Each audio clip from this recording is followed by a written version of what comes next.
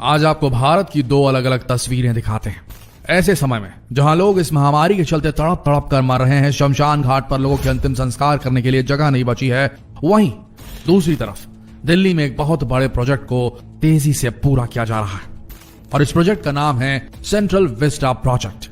आपको लग रहा होगा कि शायद ये प्रोजेक्ट लोगों की मदद करने के लिए पूरा किया जा रहा होगा, तभी तो इस लॉकडाउन के बीच इतनी तेजी से इसका काम पूरा किया जा रहा है। आपको बता दें कि ऐसा कुछ भी नहीं है।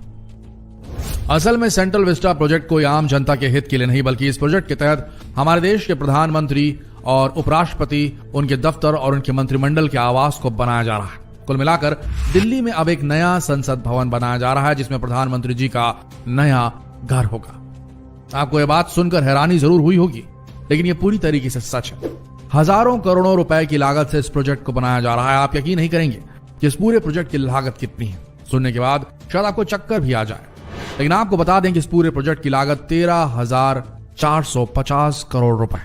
जी हाँ, आपने बिल्कुल सही सुना, 13,450 करोड़ रुपए। ये इतने पैसे होते हैं कि इसमें 45 करोड़ भारतीयों को वैक्सीनेट किया जा सकता है। इन पैसों से 1 करोड़ ऑक्सीजन सिलेंडर खरीदे जा सकते हैं, जिसकी वजह से करोड़ों लोगों की जान बच जाए। लेकिन हमारी भारतीय सरकार को देखिए, इन पैसों से वो एक नया संसद भवन बनाने का काम कर रही है, या यूं कहें कि प्रधानमंत्री और राष्ट्रपति और उनके नौकरशाहों के लिए नया घर बनाया जा रहा है। अगर आप सोशल मीडिया का इस्तेमाल करते हैं तो जरा सोशल मीडिया उठाकर देखिए।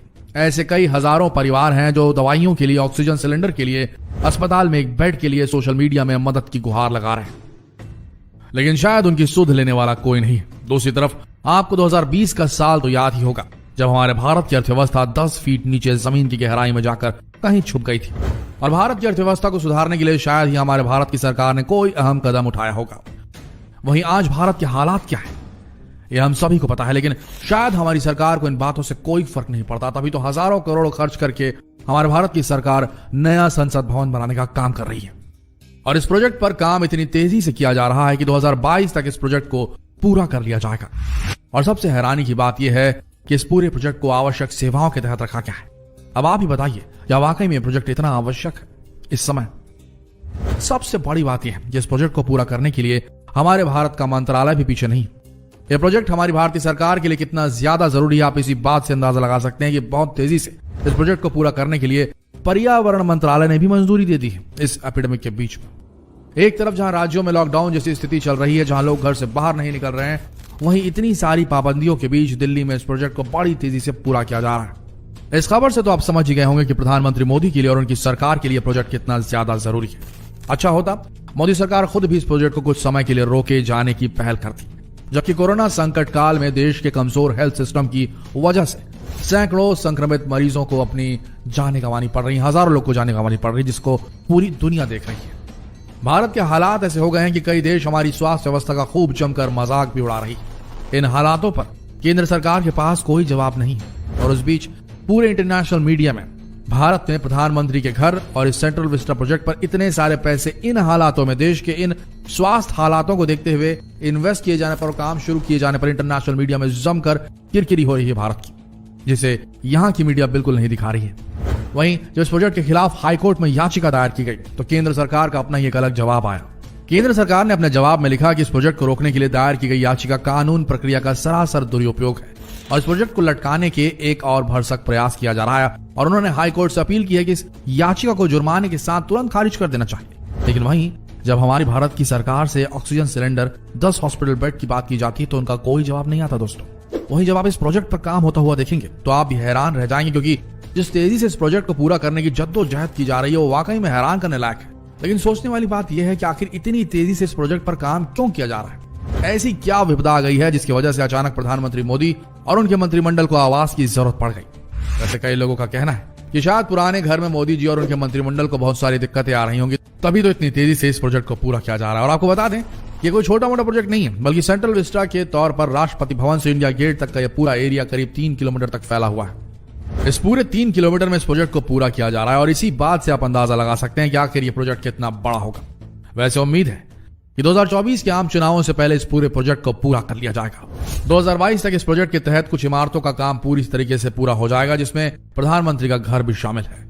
अब जाहिर है प्रधानमंत्री मोदी जी का घर अगर 2022 तक पूरा हो गया तो वो अकेले तो इस घर में रहेंगे नहीं, और इसीलिए प्रधानमंत्री की सुरक्षा में तैनात रहने वाले एसपीजी का मुख्यालय और उनके नौकरशाहों के लिए स्पेशल कॉरिडोर को भी पूरा करने का टारगेट 2022 तक का रखा गया है। वहीं भारत के उपराष्ट्रपति का भवन भी अगले साल मई महीने तक पूरा कर लिया जाएगा। वैसे जिस तेजी से काम किया जा रहा है, ऐसा लग रहा है कि 2022 तक प्रधानमंत्री मोदी जी का नया घर बनकर तैयार हो जाएगा, लेकिन शायद इन पैसों की जरूरत भारत की जनता से ज्यादा प्रधानमंत्री मोदी को ऐसा लग रहा है, तभी तो ऐसा हो रहा है। ब्रीफ में बताते हैं सेंट्रल विस्टा प्रोजेक्ट है क्या। आपको बता दें, इंडिया गेट से राष्ट्रपति भवन तक के राजपथ के दोनों तरफ के इलाकों को सेंट्रल विस्टा कहा जाता है, और इस पूरे इलाके की लंबाई 3 किलोमीटर है, और इसी 3 किलोमीटर के इलाके में प्रधानमंत्री, राष्ट्रपति और उनके अन्य मंत्रिमंडल का आवास तैयार किया जा रहा है।